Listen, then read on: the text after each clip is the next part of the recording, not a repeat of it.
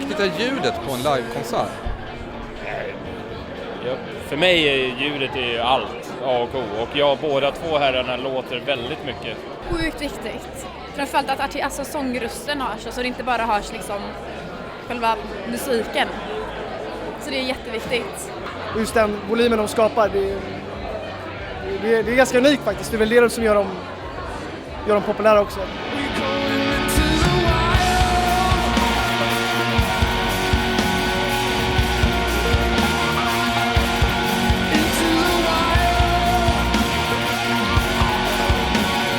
Fått en större och större ljudbild, svulstigare på många sätt. Och det är nog många som är så här, fan att de inte låter som första skivan. Men vi har alltid så här, vi måste låta större och större. Och jag tror att det är fortfarande liksom så här pojkdrömmen liksom, att bara få liksom låta mest.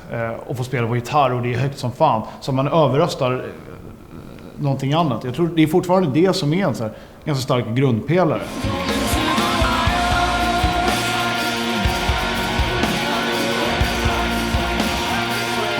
Nej, men live-ljud är ju väldigt, väldigt viktigt för upplevelsen.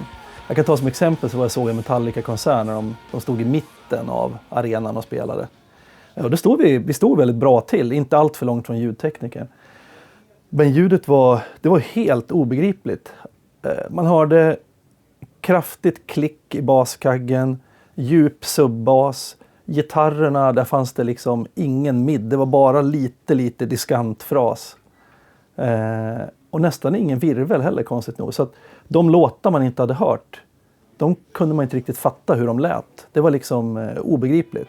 Och det är bara ett exempel på att det är superviktigt med live-ljud.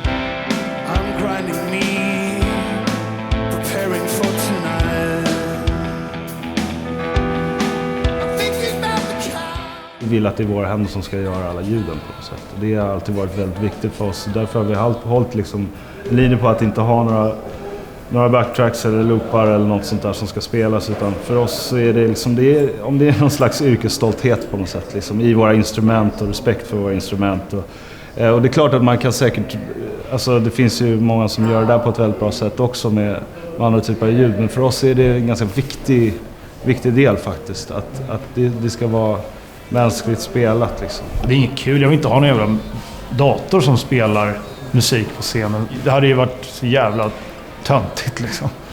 Det hade ju varit så här Linkin Park liksom.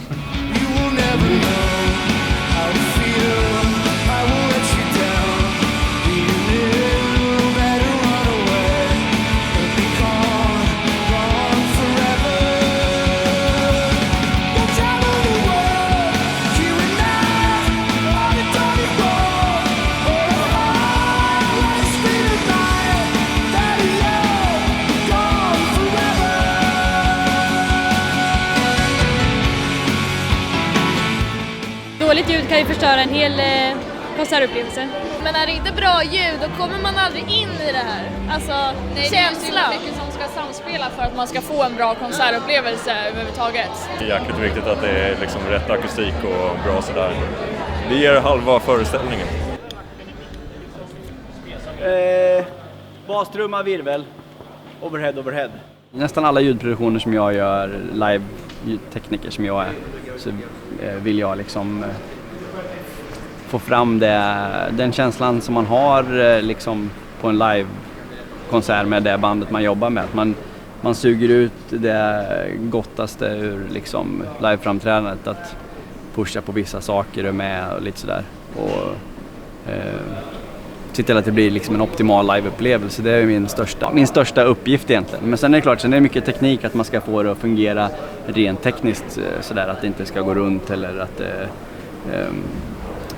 att tekniska problem. Jag hade inte så jävla mycket tid.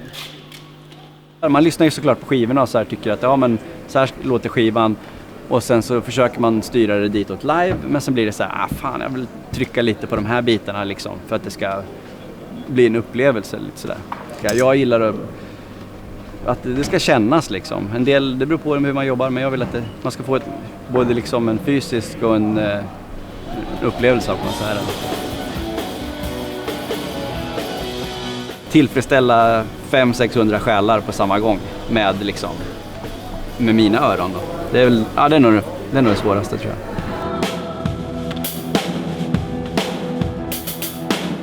Det låter bra, det är väldigt bra inspelat.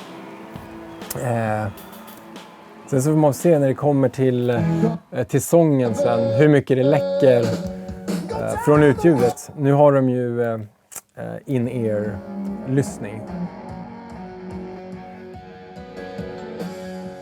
Så att med det här nu så kommer jag göra som en soundcheck helt enkelt. Börja få till alla trumljuden, bastrummor, hi-hats här.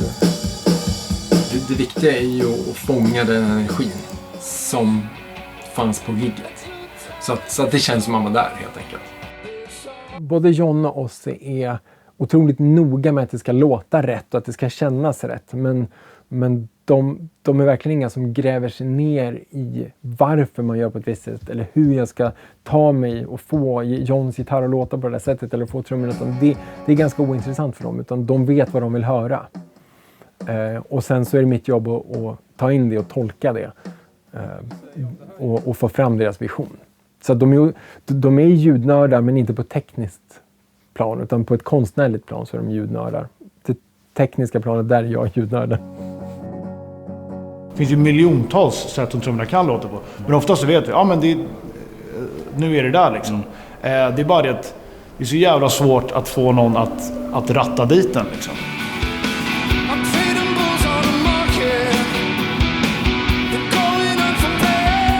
Jag tror att John Ozzy är ett av de banden som låter väldigt, väldigt lika i studion kontra live.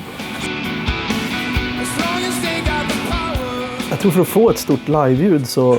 Jag brukar tänka på AC/DC som referens. Det är den perfekta referensen. De spelar ju väldigt lite var och en. Men tillsammans så blir det väldigt stort. Och det tror jag är samma sak med John Ozzy. Att man spelar enkelt och fokuserat. Och då låter det stort.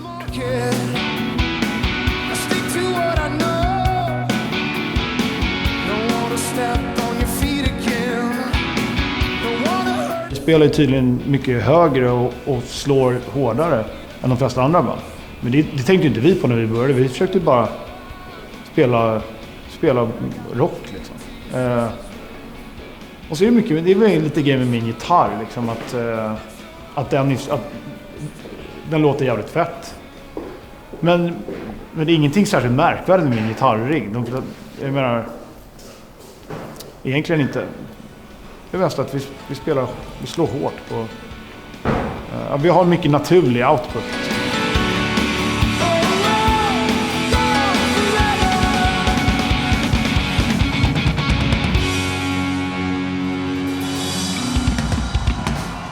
Tack.